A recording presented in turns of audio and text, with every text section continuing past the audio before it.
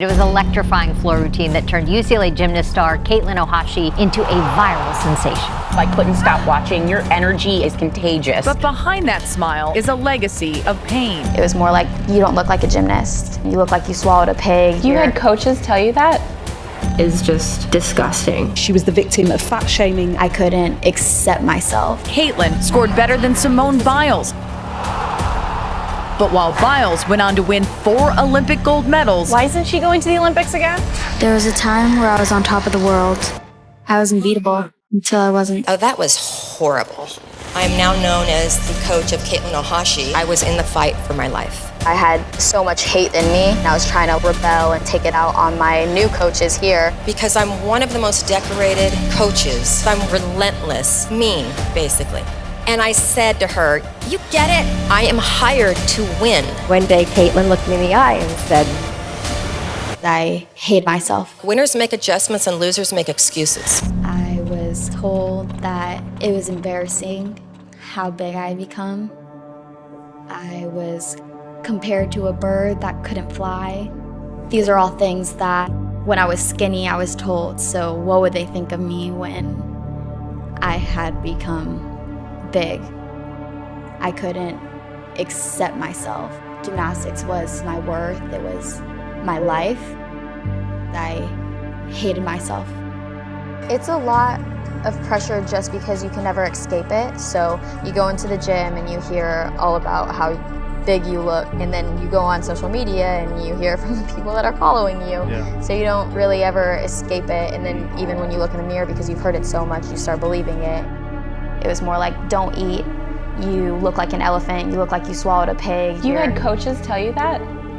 Yeah, I did. The athletic director calls me in her office and says, we're going to make a change with our head coach, and we would like for you to be the new head coach. I don't know the first thing about gymnastics. I'm like, can I get any more? She goes, no, just go figure it out. How am I supposed to lead one of the premier programs in the country? I did what I thought was the very, very smart thing to do. In my mind, a coach was tough-talking, relentless, snarky at times, no gray area, black and white, mean, basically. So I learned to say things like, winners make adjustments and losers make excuses.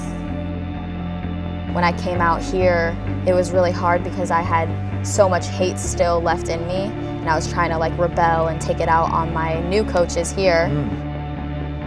and I will never forget a team meeting we had halfway through her freshman season, and Katelyn very clearly and unapologetically said, I just don't want to be great again. I felt like I got sucker punched. My first thought was, then why the heck am I going to honor your scholarship? One day, Katelyn looked me in the eye and said, Miss Val, I just want you to know, everything you tell me to do, I do the exact opposite. The year before, we had finished second by 1/2 of a tenth. The year I took over, we came in dead last. I realized at that time I was not cut out for this job. I'm walking through Ackerman Union on my way to resign, and I come across Coach Wooden's book on leadership. His book opened up magically to his definition of success. And it said, success is peace of mind in knowing you've done your best. Coach Wooden was hailed as the greatest coach that ever lived. I am a coach. I am hired to win. And I read his definition again and again and again. And when I read it, the word you got bigger and bolder. Success is peace of mind in knowing you have done your best. And I had the biggest aha moment of my life. I had been trying to be somebody else. And at that moment, I realized, whenever you try to be somebody else, you will always be a second-rate them. The worst part about it is it prevents you from being a first-rate you. I scrapped everything that I had done. I scrapped all those stupid coaching quips, and I just became me. When Katelyn came to UCLA, she was broken. in body, mind, and spirit. She had grown up in a stereotypical, very high-level athletic world, and she was damaged. She was like, when was the last time you have been happy in the sport? I was like, I honestly don't remember. It was probably when I was 11 years old, before I ever turned elite. Katelyn didn't hate gymnastics. Katelyn hated everything associated with being great. Katelyn didn't want to be a winner because winning at all cost had cost her her joy.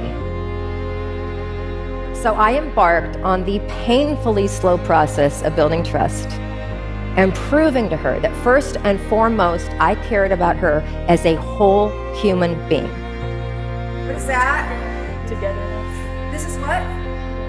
Togetherness, bond, the fibers of the trampoline. This is Bruin family, right? And what happens with Bruin family? We trust each other, right? It's about trust. It's about enthusiasm. It's about passion for everything we do. It's about the fact that we're all very unique and we all bring different things to this fiber, right? Part of my strategy was to only talk to Katelyn about gymnastics in the gym. Outside of the gym, we talked about everything else: school, boys, families, friends. Right. One thing that I've carried through in all of my coaching and teaching to help people feel good about what they are and who they are, and feel great about the fact that they're not a stereotype. And whoa, that is so cool that you're so unique. Unique is so much more fun than status quo. I start with, I'm gonna help you become the best person that you can be, and I'm gonna help you become a champion in life. Big, big, big set aerial. It took me finding Miss Val in UCLA and having a different goal and path to follow to finally find joy and love within the sport again. We finally had to go through and build this trust between each other, because that's the first time I've ever felt a connection with a coach that strong. My mom wasn't exactly happy when I quit elite gymnastics and wanted to go to college. Miss Val asked her why she had like a change in her heart. And she said, I see how happy my daughter is. And that's all it took to feel like a person again. Leaving the sport, feeling untouched by it. At the end of the day, I think this should have been my path. I haven't been able to feel this type of happiness in a long time. I found my joy, my voice, myself, and my love for the sport. It's not the outcome, it's not me standing on a podium with medals. It's me being able to walk out with a smile on my face and truly being like happy with myself. And that comes first. I don't remember the faces of my biological mom and father. I can see their figures, but I don't even remember what they look like. They were the only people who believed in me because of my vitiligo, a skin condition that causes patches of my skin to turn white.